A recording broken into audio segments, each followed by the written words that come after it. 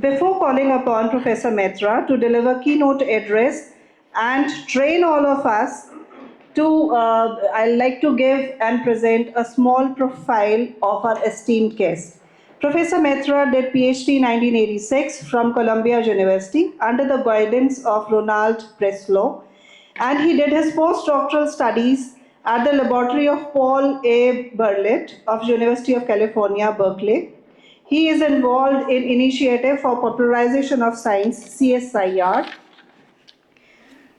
and he has been awarded by CSIR Shanti Swaroop Bhatnagar Prize for Science and Technology in 2001. He is a Fellow Indian National Science Academy 2009 and Fellow of Indian Academy of Sciences. He has also been recipient of Alumni Award for Excellence in Research from IISc Bangalore, National Best Chemistry Teacher Award, Silver Medal, Chemical Research Society of India 2012, A.V. Ramarao Foundation Prize Lecture, CDRI Drug Research Award, Bronze Medal, Chemical Research Society of India, and Millennium Medal, Indian Science Congress Association. Thank you so much, sir, for being with us. Thank you very much for the very kind and generous introduction. And thank you, Surekha ji, for the invitation to share with you some thoughts that I have about writing a proposal. Let me start with a disclaimer that I know very little about the NRF, Anusandhan National Research Foundation, because it has just been initiated by DST on, I think, 5th of February, and they are yet to set up the shop, so to speak, and therefore it's not quite known to us how the things are going to be. But as far as writing a proposal is concerned, or submitting a proposal, particularly in science, it is still SERB, which is basically going to continue for another few years. This is what I understand from them, that SERB will continue for another 5 years. So what I would like to share with you are some thoughts. I gave a talk here about a year and a half ago on a similar theme, so I'm going to repeat some slides from that one, but I think many of you are probably new, and therefore you will probably find many things for the first time. One of the thoughts, so the way that I have formulated today's discussion is about what is a good proposal to get funded.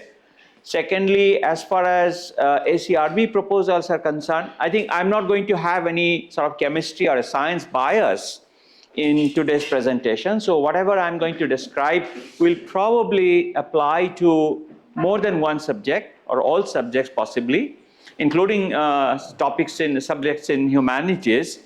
But it will be very general type, but I may use one or two specific examples from chemistry just to highlight the importance. Well, this is basically one of the sort of first slides that why do research, and particularly for young people, I think this is perhaps instructive, that one needs to be creative, innovative, hardworking, willing to take risks, and of course, last but not the least, enjoy the work. Because if I don't enjoy what I'm doing, then I should probably not be doing any research. And that goes for all jobs, ideally. In terms of doing research, I believe there are two ways, at least in science, in which people do research. One is identify a research problem and try to attack it from using multiple ways to try to understand how the problem can be solved.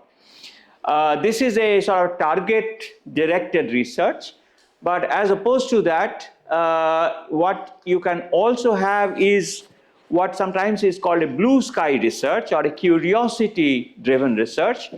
You start sometimes with a very simple question, and while answering that, you end up exploring many directions, and sometimes that can lead to a problem. But once you have a problem, you need ideas to solve the problem. And sometimes it is the right idea that will allow you to take one of these paths and ultimately solve the problem and take it forward. This is very sort of hypothetical and very general. But generally speaking, when you have an idea, then that leads to a proposal. You submit the proposal for funding, and if it gets funded, the proposal is executed, and any execution of a proposal should lead to the development of new knowledge, because that is at the root of all scientific, well, not necessarily scientific, all research proposals, that you generate new knowledge, new ideas from the idea. But sometimes, of course, this proposal, you submit a proposal and it doesn't get funded. And as far as how the PhD that which I represented in SCRB was an organic chemistry PhD. Sometimes we have seen the success rate dropping to as low as 10%, but in the last one we had about 20 to 25% of success. So 1 out of 4 proposals was funded.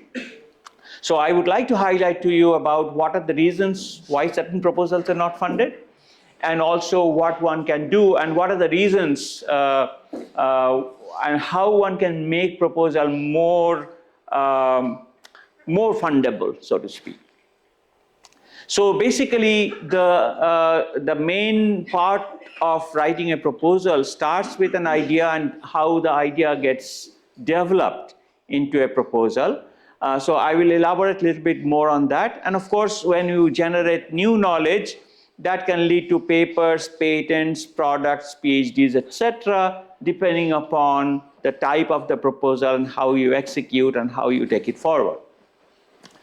And generally speaking, for all successful proposals, in other words, the proposals which get funded, the idea should be original, the idea should be creative. And that is what we often find in SCRB, for example, in the chemistry proposals, is that many proposals are not sufficiently original or sufficiently creative. In many cases, they appear to be connected with the past work done by the applicant, both during the PhD or the postdoc time. So it appears to be like an extension of what the person has already done, and that does not always go very well with the committees, because it appears like the person is unable to create a new idea or develop an original idea, because that is basically at the root of all successful proposals, that if not the first anywhere, one should be the first one to do similar work in the Indian context. I will quote this gentleman whose name is Linus Pauling. He was one of the most celebrated chemists of the 20th century. Incidentally, he is the only one who got 2 single unshared Nobel Prizes, one in chemistry and one in peace. Some of you may know that. He was a proponent of nuclear non-proliferation.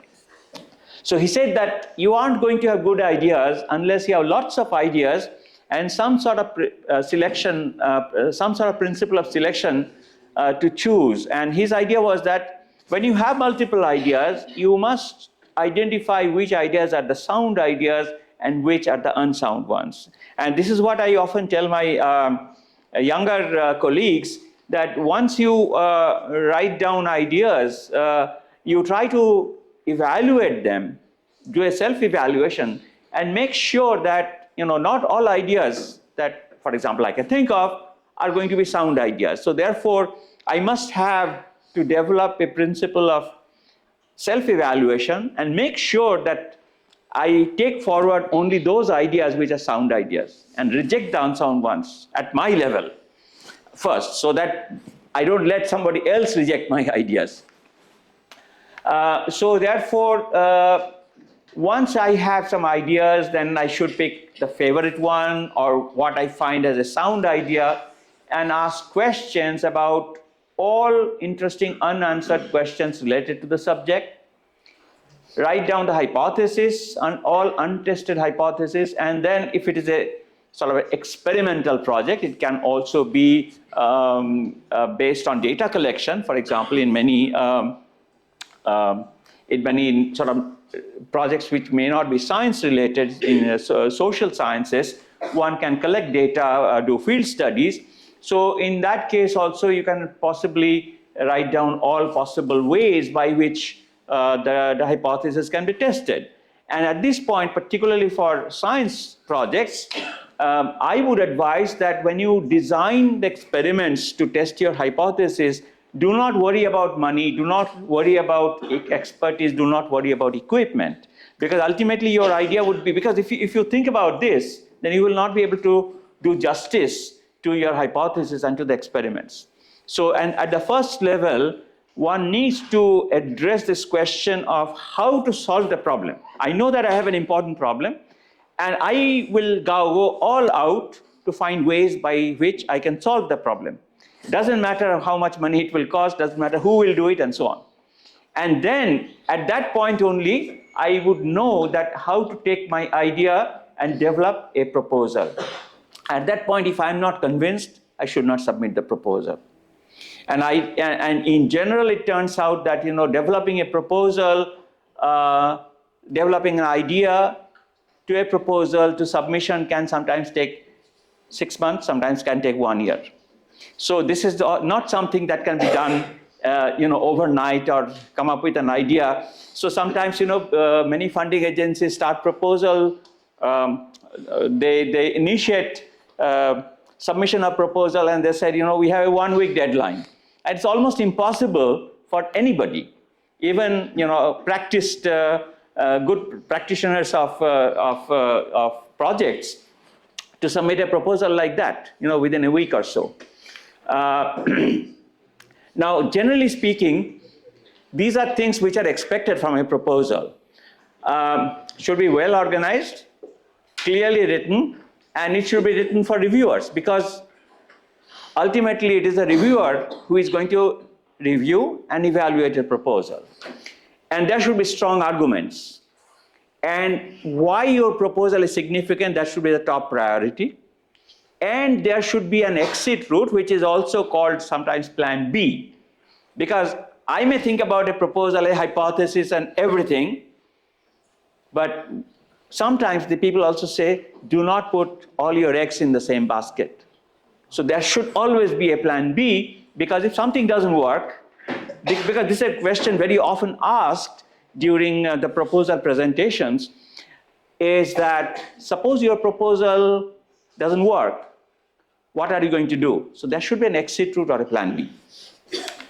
But in reality, in a majority of the proposals, it is found that they are not focused, confusing, not written for the reviewers, written for myself. Instead of arguments, there are only statements. Instead of significance, just give me money, and without any justification. And as I said, there is no plan B, and all eggs are in the same basket. And that is not really good for the, for whoever is submitting the proposal. This is a slide I have taken from Professor Vishal Rai from IISER Bhopal. It turns out that during pandemic, there was a big event organized by SCRB online. So both Vishal and I spoke about different aspects about writing proposals. So that was attended by almost 1,000 participants all around the country online. So I will elaborate on these things in a few minutes in slightly more detail, but basically in the proposal, there should be answers to 3 questions. That is, what is it that I'm going to do? Very clearly written, very succinctly written. What is it that I want to do? Why I want to do it? That is the importance of the proposal, and how I am going to do it. So I think if these 3 questions are very clearly answered, then the proposal is half done. And there are certain concepts that I have illustrated here that I'll be happy to share today's slides with this group. I can share it with administration, and that you can get it from them. Let us start with innovative ideation, good, accurate, yet brief title, I will elaborate on it a little bit later, defines the research question well, articulates the objectives clearly.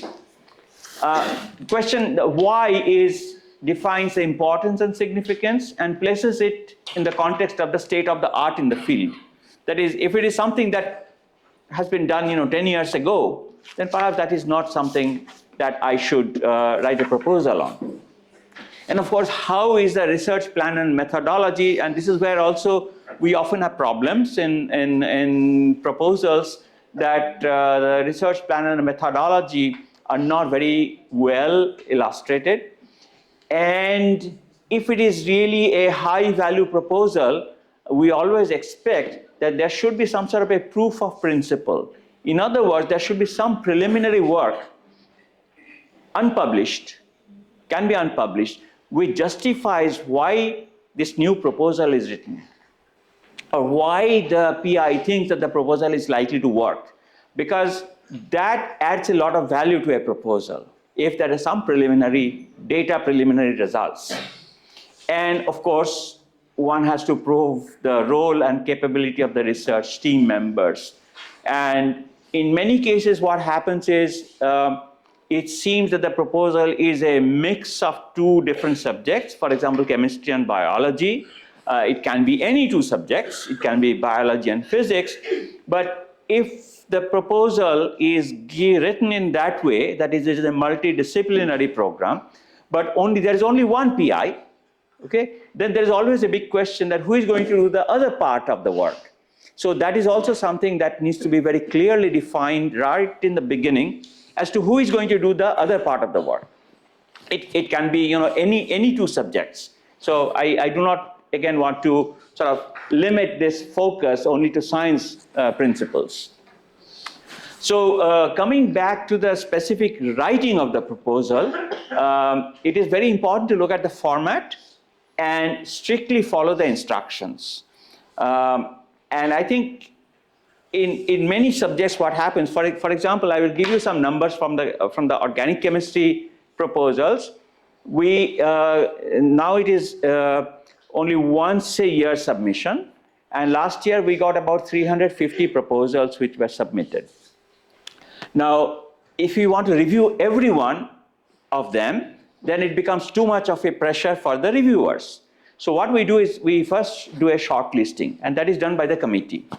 Now 350, if you want to go to about 150, which is a more reasonable number, it still requires quite a bit of, spending quite a bit of time and evaluation. And therefore, at that point, what we simply look at is that whether the format is properly followed, and whether everything is in place, and whether the requirements are met correctly. And at that time, many proposals simply go out because they have not given everything that is required. So it is very important because different funding agencies have slightly different formats. By and large, they are all very similar. In the title, there are sometimes too many things that are claimed in the title. It's too long, and too many things are mixed. For example, I have given something about chemistry, and it is usually good idea to not use fashionable keywords, okay? And sometimes many things are combined together to try to impress the reviewers, but then the reality is that the reviewers look for such loopholes which should not be there at all. This is something I have just sort of created a sort of a complex title for a proposal, but this is not to be written. So in the summary also, the summary, so for example, when we first do the review of the proposal, first shortlisting, what most of the committee members look at is the summary. And if the summary is not very clearly written, it's sort of like an abstract of what the proposal is about, then it becomes very difficult to sort of go past the summary and look at the detailed proposal. So here, for example, what is the problem, why you want to investigate it, how you are going to investigate, and how it would lead to an advancement of knowledge. I think these four answers, these four questions, if they're answered correctly, that is, again, the proposal is half done. Another common problem is that sometimes the objectives are not very clearly defined. So why want to do it? Why do I want to submit a proposal? So objectives sometimes are too few and sometimes too many. Okay, because as you might remember that the proposal typically will have a 3-year project.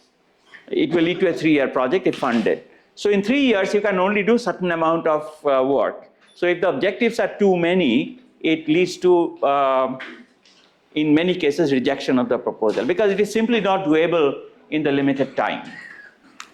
Another issue is that if there is any deviation from the stated objectives, the funding agencies take it very seriously, and unless there is very strong justification as to why the deviation was made. So for example, here I will show you the earlier version of the ACRB proposals, but I believe that most proposals have a very similar format. So this is the sort of the what question, origin of the proposal. For example, this is the rationale for doing the work, not necessarily the scientific rationale unless it's a science project. And there is also a review of literature in the subject. And I think this is where many many PIs make mistakes because they do not review the background properly. Sometimes the national status is not correctly indicated. Sometimes information is suppressed to indicate that I'm the only one or I'm the first one to present a proposal like this. Of course, the committee members are well aware of what's going on in the country, and therefore suppressing information can often lead to simple disqualification or rejection outright. Then the why question is again very important. That is the importance of the proposed project in the context of the current status. And this basically tells you the novelty, because ultimately people would look like what is novel in the proposal? Is it really the same thing that has been done in the past, just with a small extension? Or is it something that will lead to new ideas and new knowledge? Methodology is basically an answer to the how question, that I have stated certain objectives and how I am going to meet those objectives. And again, what is important is that it should contain all the details about how each of the objectives will be addressed. So if I have made, for example, 3 objectives in my proposal, I should indicate in the methodology how each of the 3 objectives will be met in that particular order. And as I said earlier, they should have details, sufficient details to convince the reviewer that yes, this is going to work.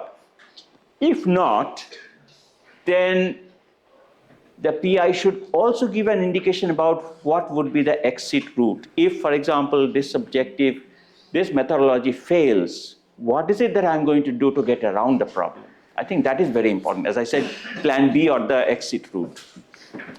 Again, this is a typical statement I have taken from a chemistry proposal, that sometimes in the methodology there are very vague and very generalized statements, and that should be avoided. Because again, as I was telling the young students in the previous one, that the answer to your question should be accurate, brief, and clear. So the ABC of answering question is something that one should keep in mind here as well. It should be accurate, it should be brief, it should be clear. Because nobody really has the time to read through pages and pages of very generalized and vague statements. Of course, it is important to indicate why the PI is able to solve the problem. For example, if I have a chemistry background, I probably should not write a proposal in theoretical physics because I just don't have the necessary background and I'm not fit for doing that kind of work. So how my expertise is connected with solving the problem should be very clearly mentioned. That, I have this background, the proposal is in this area, and therefore I have the ability to be able to solve the problem. And of course, if there are multiple investigators, then the role of each one of them should be very clearly defined. That sometimes what happens, we have seen that there are PIs, but then the roles are not very clearly defined. It simply implies that you want to give some money to X, some money to Y, some money to Z, but it is unclear who is going to do what and how they are going to kind of form the team. So if it is a project involving multiple institutions, then the role of each should be very, very clearly defined, and the justification of funds to each of the team members should also be very clearly defined. Okay, yeah. And then this is another important thing, is that list of projects which have been submitted or implemented by the investigators. We often find that, again, information is missing in some of these, but nowadays in SCRB at least, they have a database which clearly shows who has done what and in the past, and everything is indicated here. Details of projects completed, infrastructural facility. These are very routine things that one has to include in the proposals. And again, this is a rather important part of the proposal, where the names and address of experts and institutions interested in the subject and outcome of the project. Here, many PIs, what they do is that they write names of friends who are not necessarily experts. So therefore, my again comment here has been that do not list just your friends or friendly experts, but write the names of people who really know the subject in which your proposal is is about. Then the budget, again, I don't want to spend too much time here, but again, the budget should be justified. For example, here I have indicated salary component for a JRF, consumables, travel and contingencies. I think these, the ones which are starred, like travel, contingency, and salaries, there are standard norms for each funding agency, so that norm is to be followed. Consumables, equipments, for example, again, I have given some numbers here arbitrarily, but this should be justified in the methodology part, that why I need so much consumable, why I need equipment. So sometimes people ask for equipments which have no mention in the methodology, and that again gives an that implies that I want the equipment, but I really don't connect it to my methodology. So unless that is done, equipments will be very hard to be justified, and that's one place where people are looking for, slashing the budget. So that should be, so both the equipment budget and the consumables budget can be high. There is no limit, for example, for proposals. In the SCRB, in science, in chemistry, the budget has been typically 80 lakhs or so, the one which can go to the committee directly, including institutional overhead. But really there is no limit, as if I need an equipment of, let's say, 1.5 crores, and if I can justify that, then the committee can recommend it to the next higher committee. It goes through another committee. So as long as I can justify a higher consumables or higher equipment budget, there should be no problem. So as I said, that this should be as per DST, SCRB, or NRF norms. What the norms are, NRF, we don't yet know. So that's why I said I will keep quiet on that. The budget should be realistic, and proper justification of equipment should be absolutely essential. And a few points to keep in mind before formulating your proposal. I got these, some of these points from Professor Ruchi Anand. And this is one point, that don't do a half-hearted job. In other words, if the deadline is tomorrow, I should not sit down tonight and then start writing a proposal, because that will be a recipe for disaster.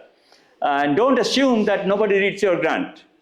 Okay, and sometimes when projects get rejected, many PIs come and complain that, oh, this proposal is rejected because I'm from a small university and nobody reads mine. And that's not true. And pay attention to details, show dedication and seriousness. This is something I pointed out before. Carefully make your budget and let it be relevant to the proposal. I'm repeating some statements that I have already done. be accurate, precise, and to the point. As I mentioned, this ABC, and don't promise the world. Be realistic, because I can say that I'm going to make a car that runs without any fuel, okay? But then one has to be realistic and properly justify everything.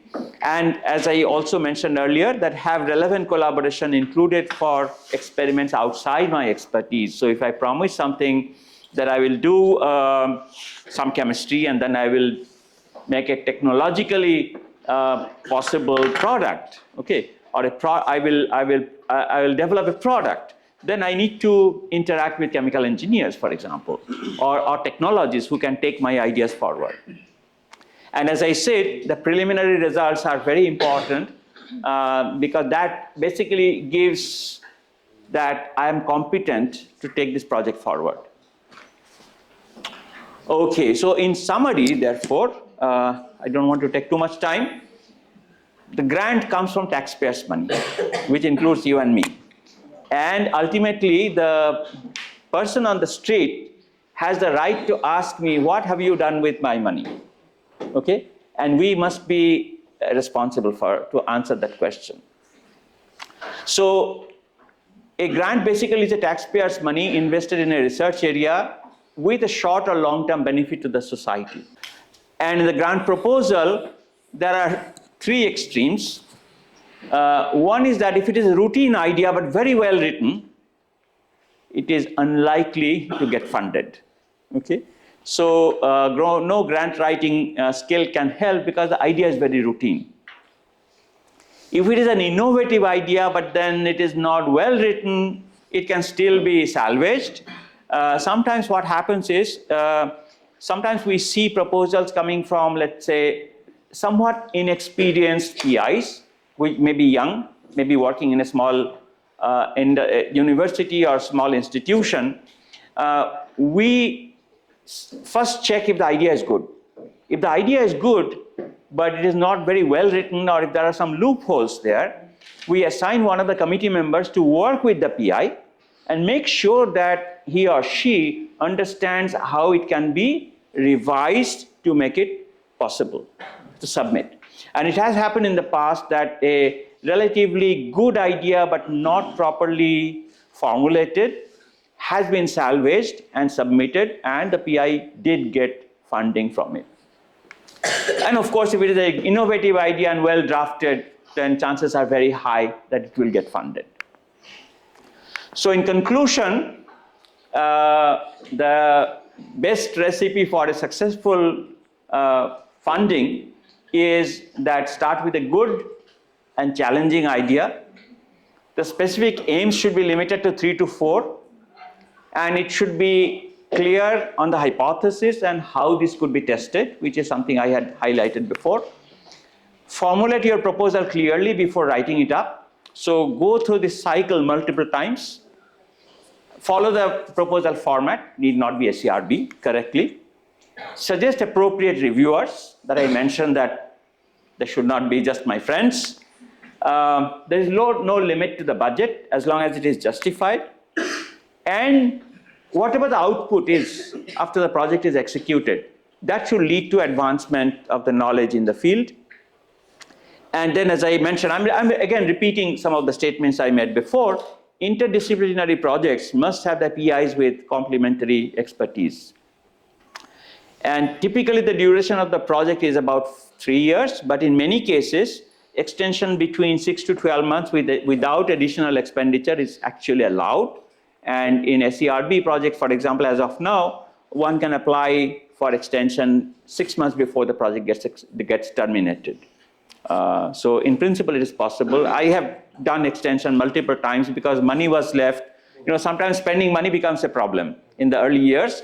And if money is left, but the project is coming to an end, you can ask for a 6-month or a 1-year extension that will allow you to spend the money and perhaps make sure that everything is completed.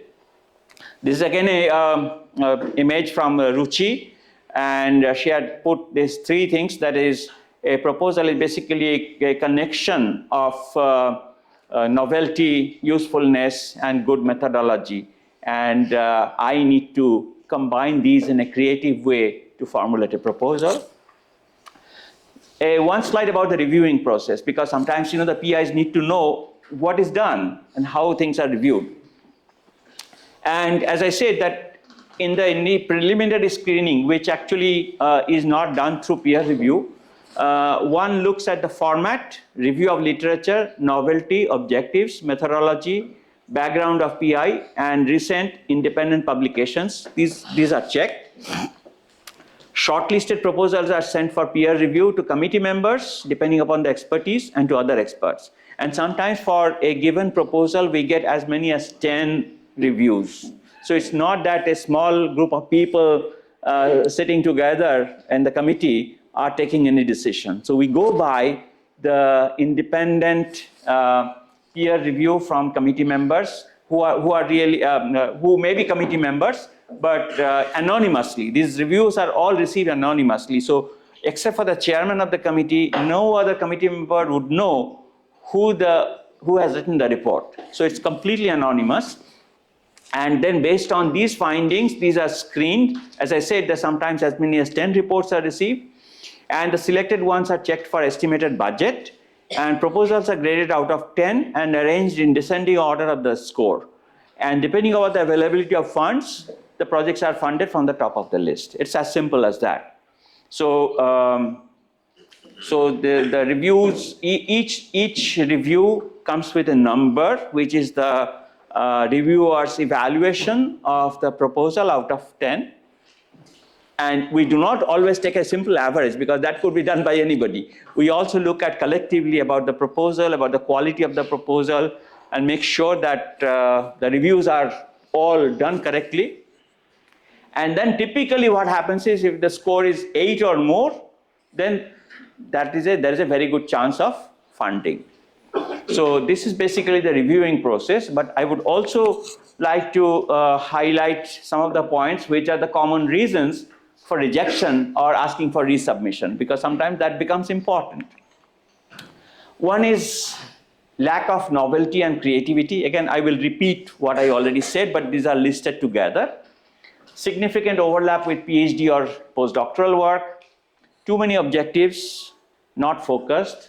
As I said, the A to Z in the title of the proposal. Sometimes it is based on a single idea, one objective, and not any justification why it should work, and there is no preliminary work done, and therefore it seems like it could be a problem. And then inadequate review of relevant literature, and sometimes relevant literature is suppressed. Methodology vaguely described. Sometimes there are not enough details. In SERB, there is a limit of 5 pages for the methodology. Sometimes it is summarized in 3 pages. Sometimes there may be 15 pages. Again, both are problems, okay? Because if there are a limit of 5 and I submit 15 pages, then it is unfair to those who are following 5-page limit, right?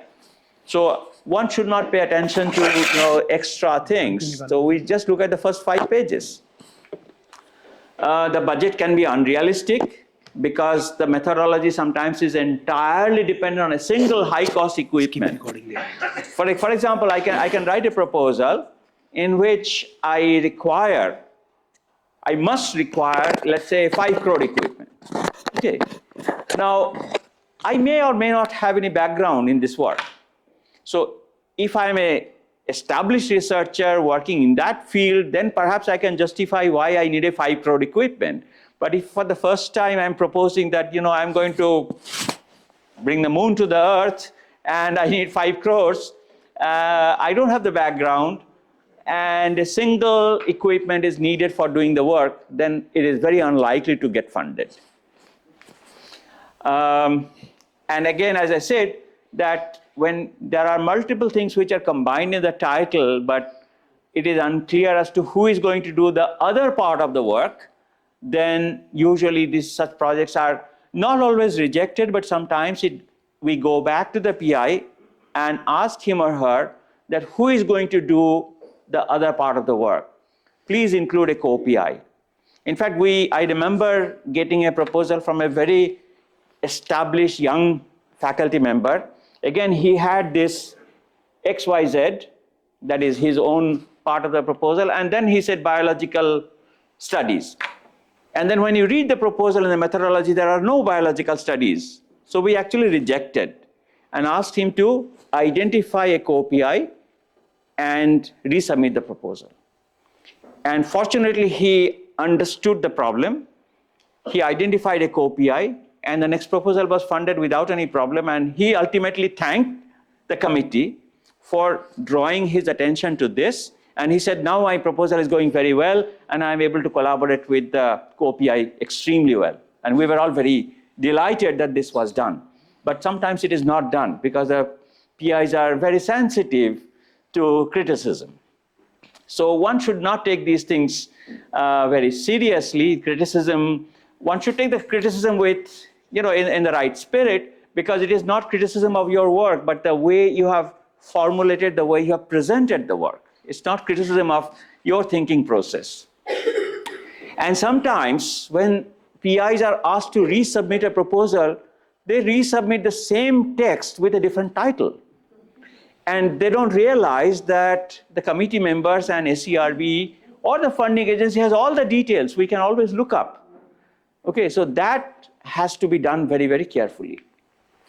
So this is where I would like to end today, but one other point that I would like to mention, particularly, when I talk about the last point, is you need to be very careful about the issue of plagiarism or self-plagiarism. Because many proposals, particularly the review of literature, we have seen it looks like a cut and paste job. And that too done very, very poorly. And therefore, and now there is also a plan that all the proposals which are received will automatically go through a plagiarism check software. And unless the score is sufficiently low, it will be immediately rejected on the ground of plagiarized text.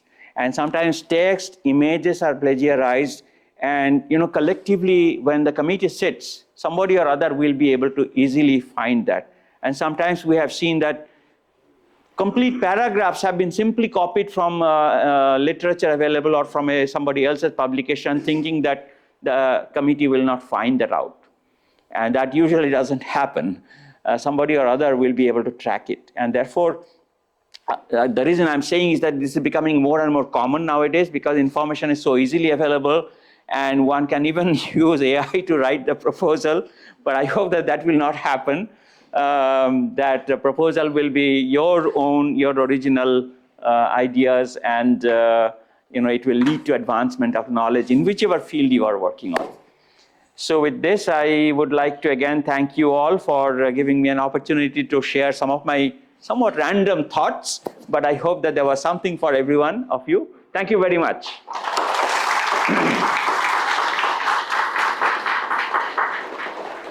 Thank you so much, sir, for your insights. We have all the details and possibly we are going to submit. May we have some questions, please? Sure. I am Dr. Prashant Singh. I am professor in Department of Chemistry, DAV PG College, Dehradun itself. Okay, yeah. Please have a seat. Yeah, thank you so much, sir. So there were two questions actually. Yeah. Basically, two more later on. Sir, one you asked about, you told about preliminary results and burden. तो sir normally जो हम project submit करते हैं उसमें ये बातें ना तो फॉर्मेट का पार्ट होती हैं, तो where we should include this aspect, number one. Number two, exit strategy और backup plan that you have mentioned and emphasised as well, but that is also not a part, and that question may be arise or can be asked by the experts at the time of presentation of the project, but in routine these are not parts of the format or the proposal or the online proposal summary or whatever you say format. No, there is a place where you can write that, because it should go in the methodology section. Okay, in the methodology, if I have a preliminary result, I should include in the relevant part of the methodology. Suppose I have three objectives, A, B, C. In the methodology, I will elaborate on how I am going to do A, how I am going to do B, how I am going to do C. So if I have preliminary result, I will put it in the appropriate In either section. of the objectives. In whichever is the relevant objective. Right. Similarly, if I have some doubts Suppose I am doing something for the very first time, and I'm not sure if there is a 100% chance of it's working. I will write it in so many words that in case, this is the methodology I propose for objective A, in case it doesn't work, I have the alternate plan. And that will be incorporating my plan B. In methodology the itself? methodology. Yeah. Again, in the relevant part of the methodology. Okay. That's how I would look at it. Okay. Preliminary results or work done as well as exit strategy should be a part of the methodology. Part of the methodology. Connecting with the objectives. Connected with the relevant objective. Right. So other things is, what is the likely time or month or period or year where these proposals will be invited under Anusandhan-NRF, sir? That is $1 million question. Right, sir. I have no idea, and it keeps changing. Right. As of now, ACRB projects were, I think, accepted. There was a time when it was twice a year. Now it's only once a year, and I understand that ACRB will continue to have an invitation in February or March. So you look up if it is an ACRB, Right. then there should be an opening sometime in March. It may get delayed because of this, new NRF, ANRF, and then its relationship with ACRB. Okay. How long ACRB is going to continue? Because there will be some delay. But typically it should be February, March. Presently, it is a gray area actually. Presently, it's slightly gray. I mean, Right. I don't know how dark gray, Right. but Right, sir. yeah, it's a slightly gray area. Okay, sir. Because we don't yet know how things are going to evolve. Right, sir. Yeah. The last question. Sorry for my questions. Sir, reviewing of the project is done by one expert or one committee member, or it is summarized after reviewing by 3 experts, so that on the basis of generalized or average reviewing, it is rejected. Okay. The preliminary screening is done by at least 3 reviewers from the committee, because at that time the details are not very carefully looked at. It's only the format, the expertise. As you mentioned. It's an overview of the whole thing, whether you are going to take it to the reviewers. It is sort of like submitting papers. Sometimes the papers are rejected straight by the editor's desk. It doesn't go for review. Right. Nowadays, that's happening in chemistry a lot. So whether it is going to be sent to reviewers, that decision is taken by the group of 3. But then we have to give in writing a short review of the proposal based on all the criteria that I mentioned. And once it passes that test, then it goes to the reviewers. And there, I think, in the ACRB format, they have to give, for example, in different fields, a certain minimum number of words or characters to write the review. Actually, That is done with more degree of seriousness. So more or less, initially administrative reviewing is done, then expert reviewing is done as a final or second part. The first level is not just administrative. The scientific part is also scientific, or part of the scientific proposals are also looked at. So what is the number of reviewers, those who review the project, sir? See, typically In a second stage or in the final stage? Okay, in the first stage, I'm talking only about the ACRB. Let's say the Right. committee I am associated with. There are about 10 core group members, and there are 20 co-opted members. So depending upon the area of expertise, area of the proposals received, the committee or the chair of the committee would invite some of the co-opted members, and they will become part of a bigger committee. So we all get at least 3 reviews from within the committee, and then the entire committee sits with all the, let's say, 350 proposals and go one by one. Right. And look at the comments. And if sometimes, even if the 3 people say reject it, the committee as a whole can reverse it. Okay. Okay, because they look at it in a little more detail during the discussion. Holistically. Yeah.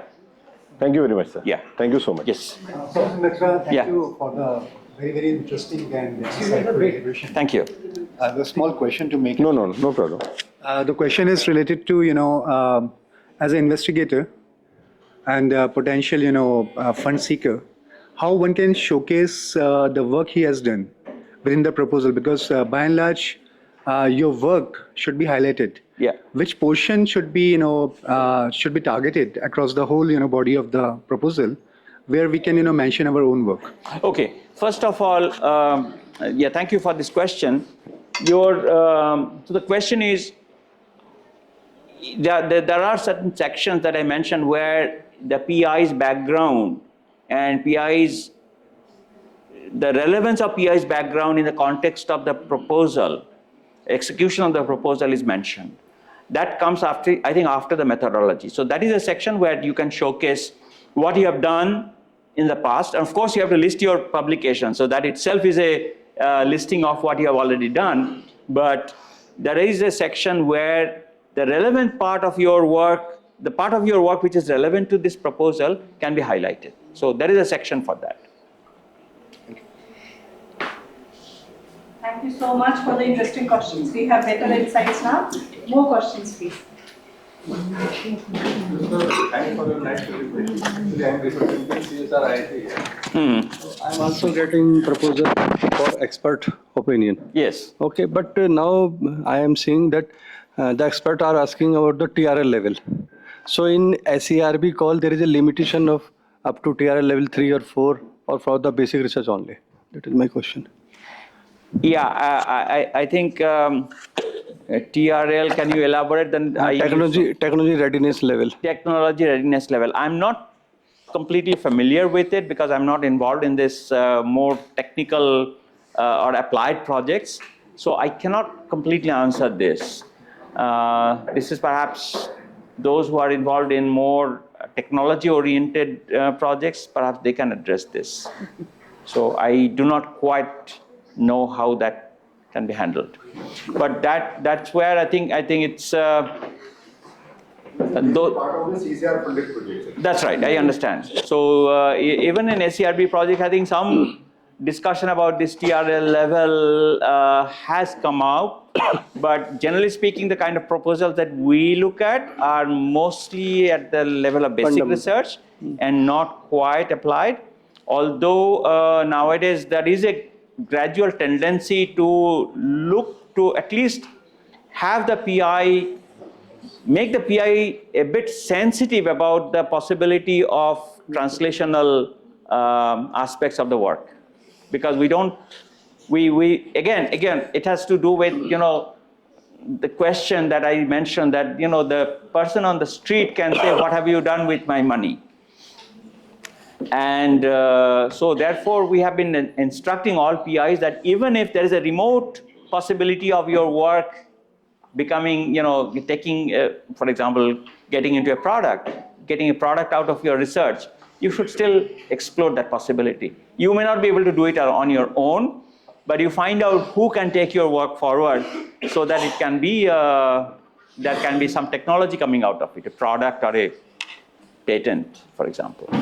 One more question, sir. There is so many common things for objective and deliverables. Yes. So how you distinguish? Because people are very confused. What is the clean, clear objective and what is the deliverable? They are actually collaborating both of the things. Yeah, I think objectives are somewhat little more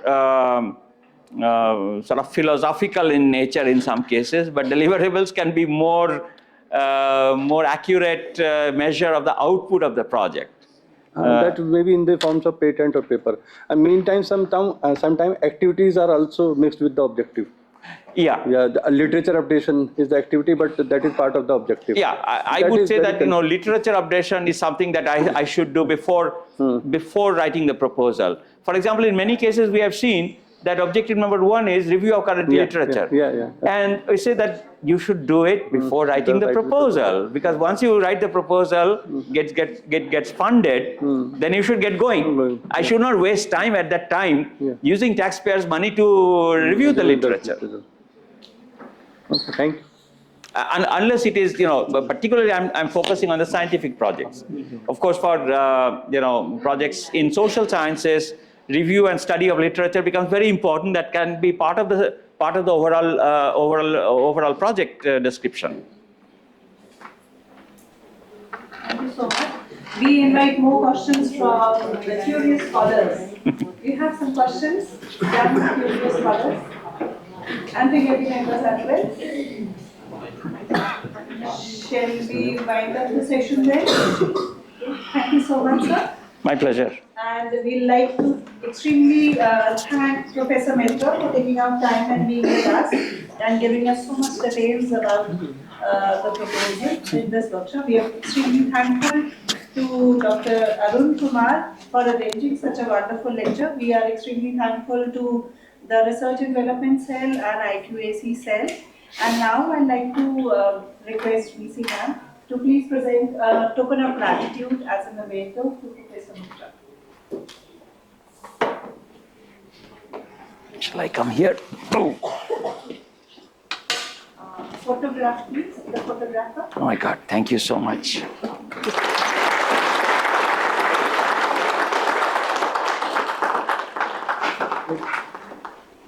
Before we end the session, I'd like to request One more. all of us over here to come for a collective photograph.